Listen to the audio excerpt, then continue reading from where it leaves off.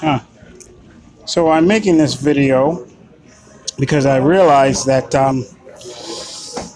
after reading um, user logs more detailed about this smart device of mine, I realized that a lot of these apps that I have not installed on this device have been interacting with my device while I've been using the internet, conducting tasks with apps that are loaded on my device. And the way that can happen is with an app that's called Google Play Store Instant Apps. And I guess that's an app that allows you to use any app within the App Store, the Google Play App Store, with your device without actually downloading it to your device. I don't know any more specifics than that, but like Google Fit, for example, is one of the apps that I saw as an interaction with my device on one of the logs.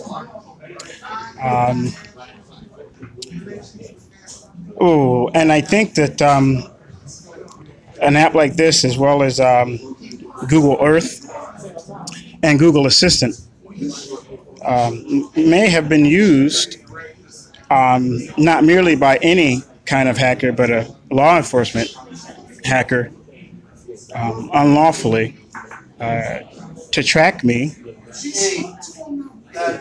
and then further to interrupt my use of the apps that I do have loaded on my device, my use of the internet, and then also to alter not only the content that I search and attempt to retrieve from the World Wide Web on Google Chrome, but also to erase and manipulate stored files and media content or media data and files from my Google Photos backup storage. But then I realized that there are these other apps that can have administrative privilege over my Google Photos app, as well as my Google Drive app. I'm actually trying to download one of those apps now.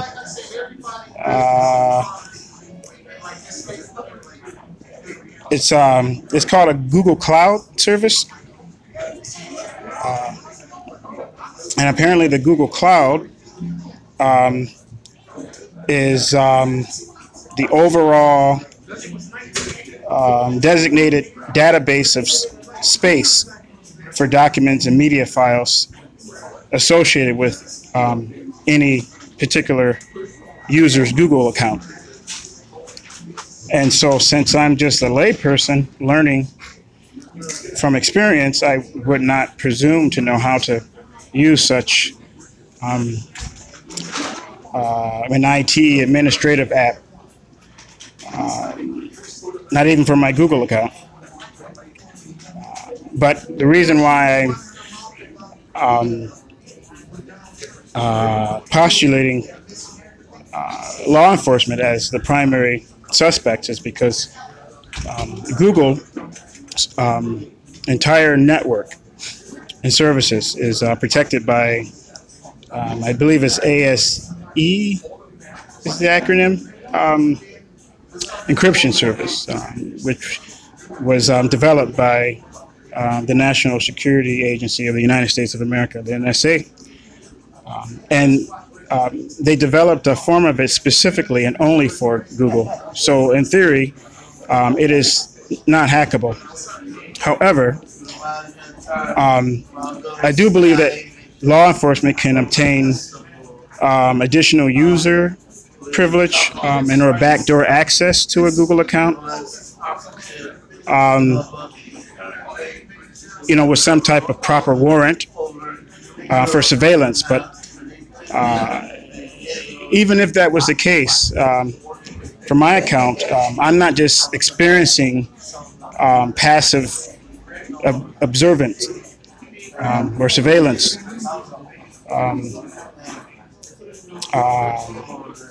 Incidents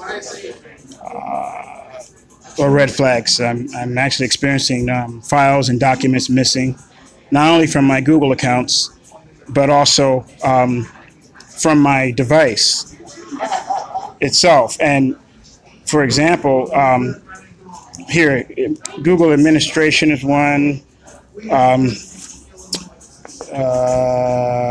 Let's see. This here is actually hardwired onto my device. It has administrative privilege, and I can elect to allow it to act as administrator or not. What was confusing is that it seems to be partially preloaded onto my device, and then in order for the function to work, I have to additionally download this companion app with it. It's called Google Find My Device, and with that app, when it's set up properly, it can shut the device down. It can change the device password that you originally set, so that only you can access the device once it's booted.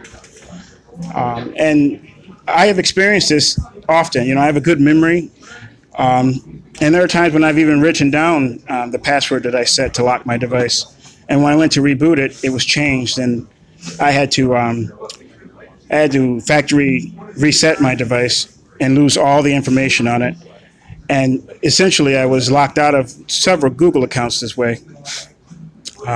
Actually, 8, I believe, to date.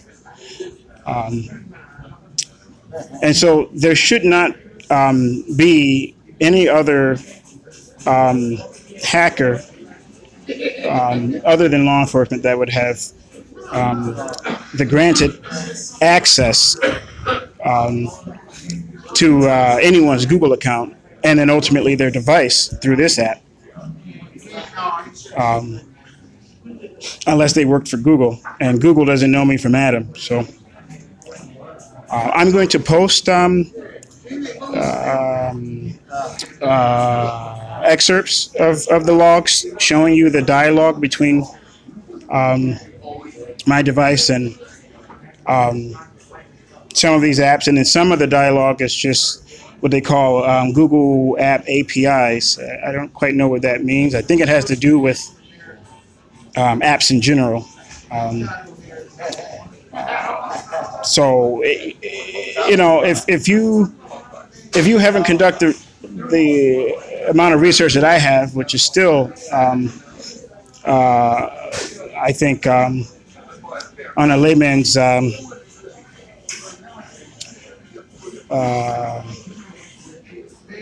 limited basis, you would just think that the apps that are on the phone that are either hardwired and work automatically, or the apps that you've downloaded so that you can use at your command, you would think that they were communicating with the internet and the Google server or other servers on their own as a natural function of the device background working. But now I realize, for example,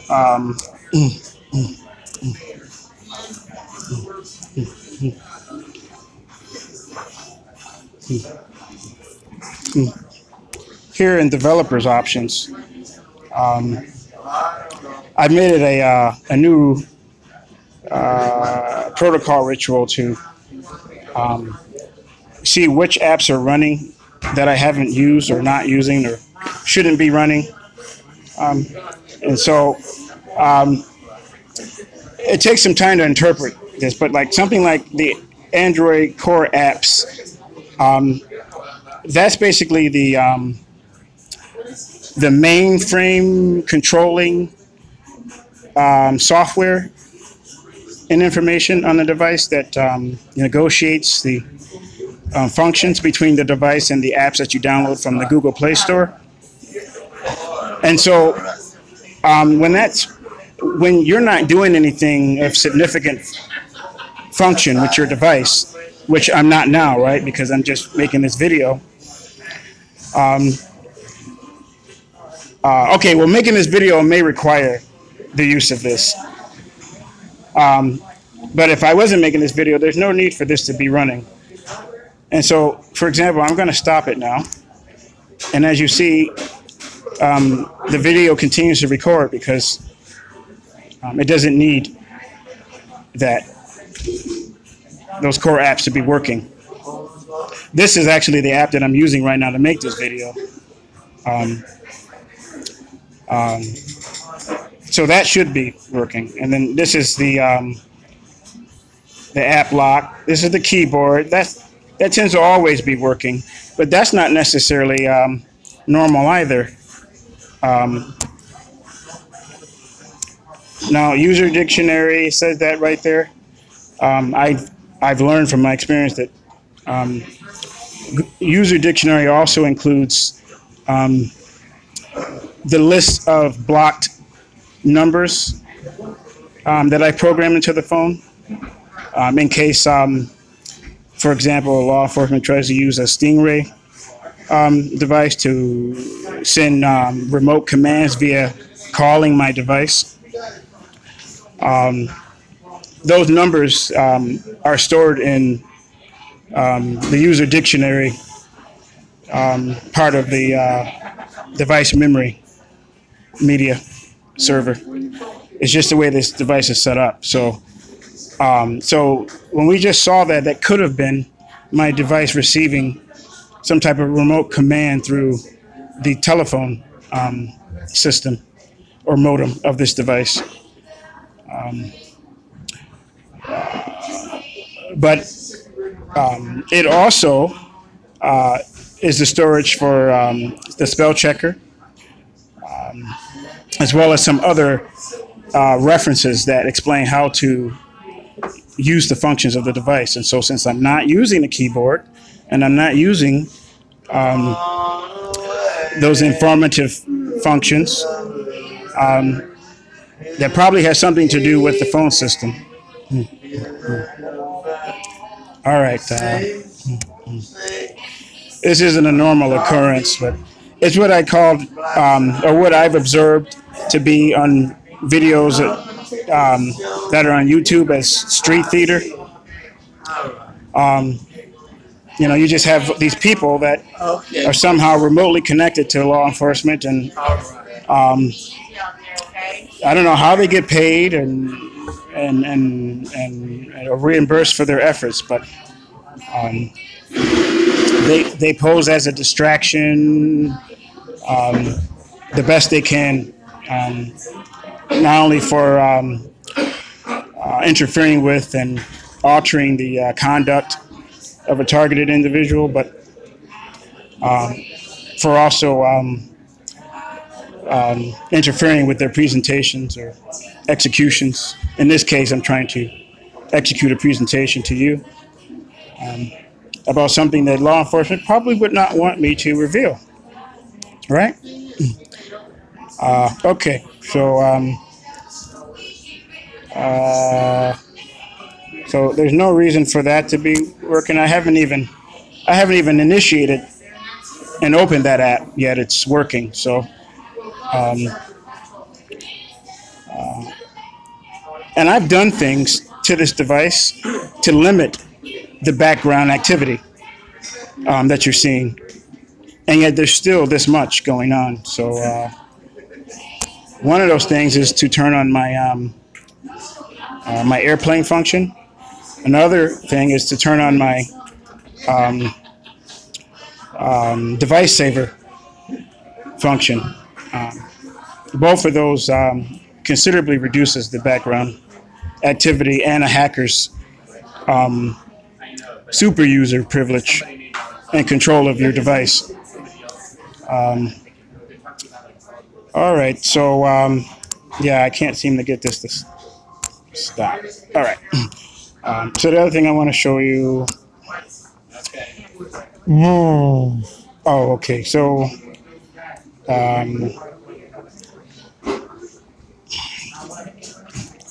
security, phone administrators. You see here, find my device. You know, so even though I don't have it on as a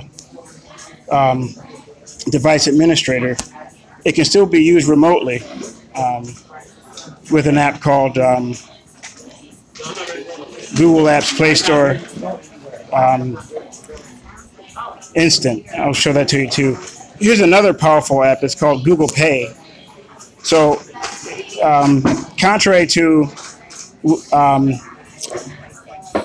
how it's presented, you know, as suggestive of only an app to conduct financial transactions with associated forms of payment to your Google account. It also has other administrative privileges and functions that can interrupt and disrupt and prevent you from using your device and privilege. As you see here, set password rules, you know, so it can change a password that you make for your device. Not a Google password, but the device password. Lock the screen. There are times when I'm using an app and then the phone freezes up. Well, it appears as though it's freezing up, but really what could be happening is a remote command of this app with another app called a Google Play Instant Apps app that's executing that command to lock the screen so that it will stop me from what I'm doing and distract me and ultimately deter me, you know, to move on or forget what it was that I was intending to do, or frustrate me or whatever. So, all right. Oh, the other thing I want to show you. Calls. So even though this phone doesn't have service and hasn't had a cell phone signal service for a long time, for the better part of a year, that actually makes it easier to hack because the ports and the antennas and the modems that receive cell phone signals are not locked and constantly confirmed by connection, remote radio frequency connection with cell phone towers that the cell phone provider offers the service on. And so the modem and the ports, which are connected to the antenna that receives the radio frequency signals so that you can make phone calls and use the internet, those antennas are constantly working automatically because this device was designed to work with a cell phone signal, even though you can still use it primarily and exclusively on Wi-Fi alone without a cell phone signal. But the fact that you're not using that cell phone signal antenna and function means that it's easy to exploit by someone who has a Stingray technology device that can produce a signal specifically to your device if they know the serial number of your device,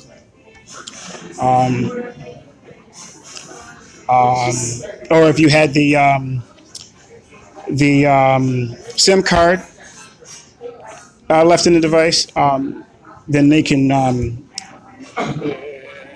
they can exploit it through the SIM card, but I don't have the SIM card in my device, so they're limited as to how much control they have of the device. But they still have. If I have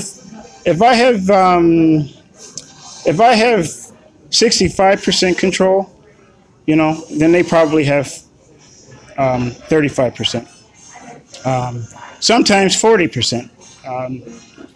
And so it's a constant battle of trying to keep control of my phone, and to keep my files and media secure, and to remain logged into my Google accounts without the passwords becoming compromised. And same with my Facebook account, same with my Adobe accounts, same with my Dropbox account, so forth, so on. So, but one of the things you can do to block Stingray, cell phone tower impersonator, remote commands of your hacked device, because somehow law enforcement got access to the MAC address of your device. They get access to your IP address by having you followed or conducting a surveillance of your movement. And then when you go to log on to a Wi-Fi network someplace, then they can get your IP address off of that public Wi-Fi service offer on that business network. And then they can also sync commands and interactions to your device via that IP address, which changes depending on the location of the business and the network that you're on. It always changes, and the time that you log on. And so one of the things to help mitigate that is to set up a bunch of block numbers. And so with my phone, I can actually set up block numbers that will block numbers that start with specific characters. And so as you see, I have an N here because there are some command functions that start with letters. And believe it or not, law enforcement have access to strange numbers, communication numbers, that they can make phone calls on and execute hacked commands on that start with letters. And so so I was only able to implement the N character for some reason on this device. But then the same with those numbers, they can start with a plus sign, they can start with a pound sign, they can start with a star sign. And then as you see, I went down the list: 9, 8, 7, 6, 5, 4, 3, 2, 1, and 0. So, of course, you can't do this to a device that you make phone calls with using a cell phone signal, because you wouldn't get any phone calls. But I make phone calls on this device using an app that uses a network connection, a Wi-Fi network connection. And so those phone calls don't go through the primary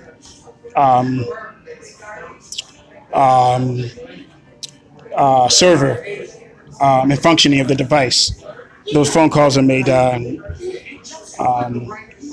through the app, and they bypass the telephone functioning software and hardware of the device. And so that's called a voice over IP phone call, as an IP address or internet. So, and so, well, anyway, I hate to be, I don't know, petty and anal retentive, but being hacked is not cute, and it's not fun, and it's burdensome, it's stressful, it's a hardship. And so right now I'm at Starbucks in Ann Arbor, Michigan, on State Street. I've posted videos about being here before. And then you have all these other networks, some of which are hotspots that are being produced by people with smart devices sitting in a cafe or near the cafe, which can be used, all of which can be used to interfere with and to hack my internet connection through my apps and through an internet browser. And so I've been here doing all this and figuring this out for about an hour now. I've been trying to download and update my apps through the Google Play Store.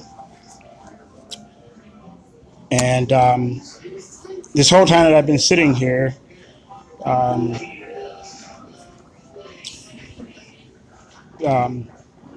hacker has been interrupting that, so that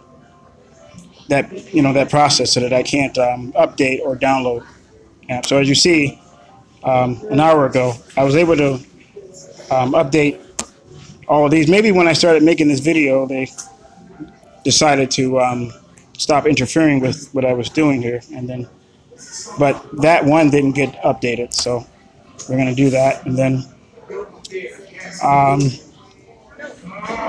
And actually, there were a considerable amount of other apps that I elected to download that they were able to stop. So let's see where those are. Yeah, right here. So once I realized what was happening, the exploitive use of this Google Instant app use, I decided to download a bunch of Google apps that have a significant control of my device, even though I don't intend to use them. But my theory is that if I have them downloaded on my device, then they can't be remotely used by a law enforcement hacker. Because they would be reserved and kept on my device, which is under my user control as the primary user. A remote hacker would be a secondary user, and so the phone is designed to work by touching the screen and using the keyboard. And so if you're not touching the screen and using the keyboard to conduct functions with these apps, then you're doing it remotely. And if you're doing it remotely, then the device doesn't allow you as much privilege and control, but more than enough to compromise and interrupt and disrupt the control of the primary user holding the device in his hand. So, and then, here's something else that's disturbing. Under settings, they actually have an option that you can elect. Google Play Instant. Use apps and games without installation. I set that for none of my accounts. But yet, every time I have an update, this Google Play Instant app shows up in my app history under library. Even after I go through the trouble of hitting one of these X's here next to it to delete it from my app history usage.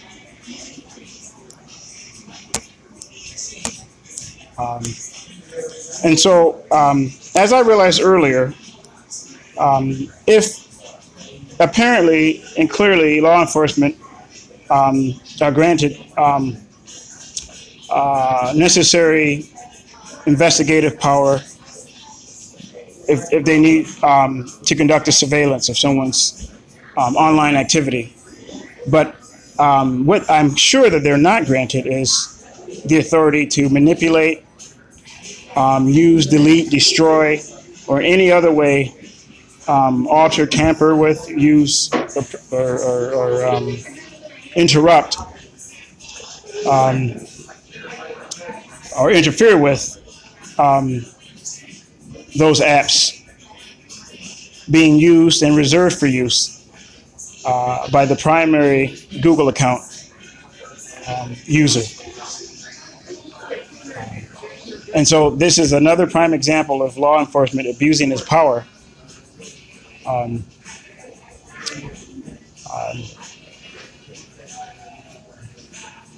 and it's very important and very significant because it goes unnoticed to the vast majority of citizens who only have a layman's knowledge of how their device functions.